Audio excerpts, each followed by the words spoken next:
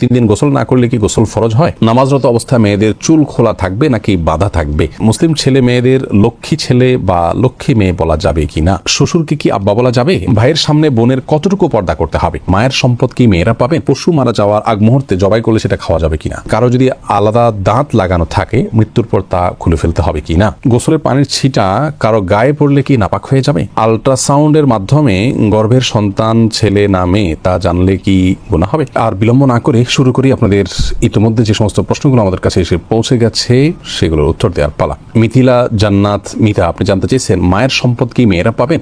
বোন মিথিলা, মায়ের সম্পদ মেয়েরা পাবেন, ঠিক বাবার সম্পদ যে হারে পান সে হারেই। আমরা অনেকেই মনে করি যে বাবার সম্পদের ভাগ বোধ হয় একভাবে হয়, মায়ের সম্পদের ভাগ বোধ হয় আরেকভাবে হয়। এটি ভুল ধারণা। মূলত বাবার সম্পদ ছেলে মেয়েরা যে হারে পান ঠিক মায়ের সম্পদ থেকেও ছেলে মেয়েরা একই হারে পাবেন, কোন প্রকার বেশ কম নেই। সাইদা জাহান জানতে চেয়েছেন কারো যদি আলাদা দাঁত লাগানো থাকে মৃত্যুর পর তা খুলে ফেলতে হবে কিনা? কারো যদি আলাদা দাঁত লাগানো থাকে তাহলে মৃত্যুর পর সেই আলগা দাঁত বা পৃথক দাঁত সেটি খুলে ফেলা ভালো, বিশেষ করে সেটা যদি মূল্যবান কোনো ধাতব বস্তু হয়। কিন্তু এটি আবশ্যক বা ফরজ ওয়াজিব কোনো বিষয় নয়। বিশেষ করে সাধারণ কোনো নর্মাল যদি কোনো হয় তাহলে সেক্ষেত্রে সেটি খুলে রাখা আবশ্যক নয়। এরপরে আব্দুল্লাহ, আপনি প্রশ্ন করেছেন পশু মারা যাওয়ার আগ মুহূর্তে জবাই করলে সেটা খাওয়া যাবে কিনা? উত্তর হলো হ্যাঁ, খাওয়া যাবে। পশু যতক্ষণ পর্যন্ত তার মধ্যে প্রাণ আছে ততক্ষণ পর্যন্ত সেটি জবাই করলে খাওয়া যাবে। কোনো কারণে অ্যাক্সিডেন্ট হলো, পশু এখনো মারা যায়নি কিন্তু কিছুক্ষণ পরেই মারা যাবে মনে হচ্ছে, এই মুহূর্তে জবাই করে দিলে সেটি খাওয়া যাবে। শারমিন আখতার, আপনি জানতে চেয়েছেন নামাজরত অবস্থায় মেয়েদের চুল খোলা থাকবে নাকি বাঁধা থাকবে? নামাজরত অবস্থায় মেয়েদের চুল খোলাও থাকতে পারে, বাঁধাও থাকতে পারে। তবে খোলা থাকলে সেটি রুকু সিজদা এবং উঠা বসায় যদি ডিস্টার্বের কারণ হয় সেই দৃষ্টিকোণ থেকে খোলা না রেখে বেঁধে রাখা উত্তম এবং ভালো, যেহেতু সলাতে একাগ্রতা নষ্ট হতে পারে এমন কাজ করা উচিত নয়। আর যদি এরকম কোনো ব্যাপার না থাকে, উঠা বসা রুকু সিজদাতে কোনো প্রকার সমস্যা না হয়, তাহলে তিনি চুল খোলা রেখেও নামাজ পড়তে পারেন, তবে চুল তাকে ঢেকে রাখতে হবে। অর্থাৎ বড় কোনো ওড়নার মাধ্যমে এই চুলগুলোকে ঢেকে রাখতে হবে। যিনি রুকুতে সিজদায় উঠা বসায় কোনো অবস্থাতে যেন চুলের কোনো অংশ প্রকাশিত না হয় সেদিকটি খেয়াল রাখতে হবে। আম্বিয়া খাতুন জানতে চেয়েছেন ভাইয়ের সামনে বোনের কতটুকু পর্দা করতে হবে? দেখুন, ভাইয়ের সামনে বোনের পর্দার বিষয়টি হলো একজন নারী অন্য নারীর সাথে যতটুকু খুলতে পারবেন, উন্মুক্ত করতে পারবেন, একজন মেয়ে মানুষ তার ভাইয়ের সামনে ততটুকু পর্দা খুলতে পারবেন, শরীরের সে অংশগুলো তিনি প্রদর্শন করতে পারবেন। এটাকে আমরা আরো স্পষ্ট করে যদি বলতে যাই তাহলে এভাবে বলতে পারি যে একজন নারী তার আপন ভাইয়ের সামনে তার শরীরের যে অঙ্গগুলো সচরাচর তিনি খুলে রাখেন, বাবার শরীরে খুলে রাখা হয় মাহরামদের সামনে, সেগুলো তার সামনে খুলে রাখতে পারবেন। যেমন চেহারা, মাথার চুল, এমনকি গলা, এগুলো খোলা রাখা যেতে পারে। হাতের গোছা, পাও, এগুলো আপনার ভাইয়ের সামনে আপনি খুলতে পারেন এবং বাবার সামনে এগুলো প্রদর্শন করতে পারেন। কিন্তু এর বাইরে আপনার আজকাল একটা নির্লজ্জতা আমরা দেখতে পাচ্ছি, সেটা হলো যে অনেক পরিবারে আপনার ভেতরে বাইরে নারীরা শর্ট পোশাক আশাক পরে থাকেন, সেটি কোনো অবস্থাতে জায়েজ নয় এবং সেটা আপন ভাইয়ের সামনে হলেও সেটি জায়েজ নয়, শুধুমাত্র স্বামীর সামনে সেটি জায়েজ হতে পারে। বিধায় এ ব্যাপারে আমাদের সাবধান হওয়া উচিত এবং দায়িত্বশীল থাকা উচিত।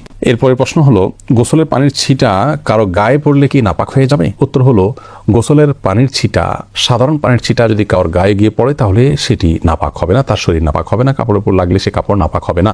তবে শরীরে যদি কোথাও দৃশ্যমান নাপাক থাকে শরীরের উপরে, সেই জায়গাতে পানি পড়ে এবং সেই পানিটা গিয়ে নির্দিষ্টভাবে কারোর গায়ে লাগে, তাহলে সেই অংশ যে অংশে লাগবে শুধুমাত্র সেই অংশটা নাপাক হবে, সেটিকে ধুয়ে ফেললেই পাক হয়ে যাবে। আর যদি এরকম দৃশ্যমান কোনো নাপাক না থাকে, জাস্ট তার গোসল ফরজ হয়েছে হয়তো, কিন্তু শরীরের উপরে কোনো দৃশ্যমান নাপাক নাই, তাহলে শরীরের উপরে যে পানি ব্যবহার করা হবে সেটা ছিটা গিয়ে অন্য কারো কাপড় পড়লে সেটি নাপাক হবে না। কারণ নাপাক দূর করার জন্য আমরা উযু করি, গোসল করে থাকি, এই ব্যবহৃত পানি নাপাক হয়ে যায় না যদি সেখানে দৃশ্যমান নাপাক না থাকে। এরপর জেন্টলম্যান আইডি থেকে আপনি জানতে চেয়েছেন মুসলিম ছেলে মেয়েদের লক্ষ্মী ছেলে বা লক্ষ্মী মেয়ে বলা যাবে কিনা? না ভাই, এভাবে বলা উচিত নয়।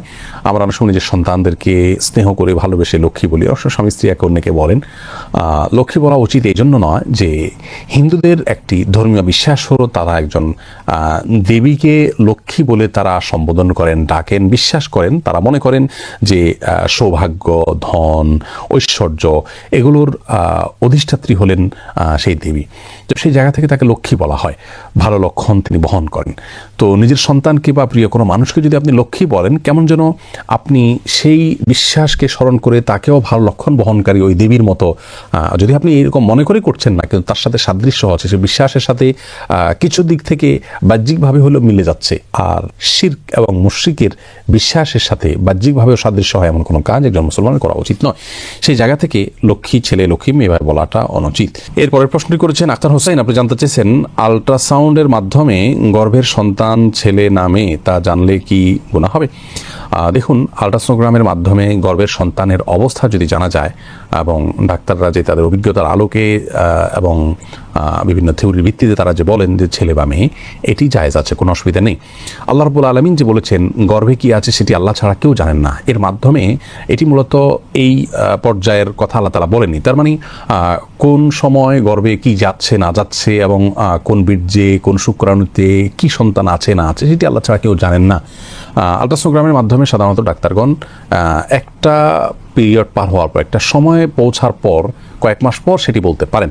অতএব সেটা একটা অনুমান, সেটা একটা ধারণা, তারা যা দেখেন সেই অনুযায়ী তারা বলে থাকেন। অতএব কারো দেখা জিনিস কেউ বললে সেটাকে বিশ্বাস করা যেতে পারে এবং সেটা গ্রহণ করলে বা সেটা তাদের কাছে জানতে চাইলে এটি গায়েবের প্রতি বিশ্বাসের শামিল হবে না, এটা জায়েজ হবে ইনশাআল্লাহ। বদির আলম, আপনি জানতে চেয়েছেন শ্বশুরকে কি আব্বা বলা যাবে আর তার সাথে কতটুকু পর্দা করতে হবে?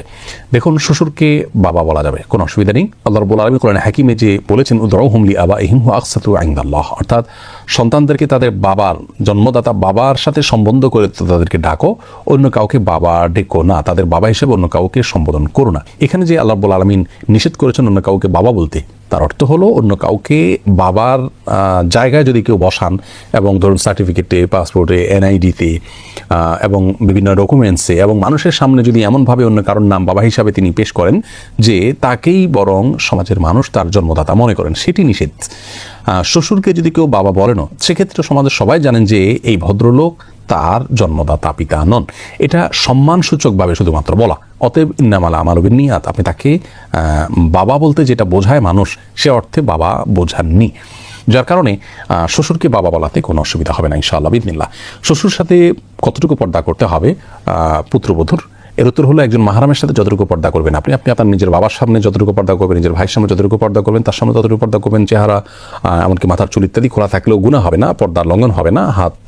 হাতের তালু এবং বাহ্যিক অংশ, পায়ের বাহ্যিক অংশ, এগুলো আপনি খোলা রাখতে পারেন তার সামনে। একই কথা প্রযোজ্য হবে শাশুড়ির বেলায় এবং জামাইয়ের বেলায়। জামাই তিনি শাশুড়ির এই চেহারা, হাত এবং পা, এই অংশগুলো দেখতে পারবেন।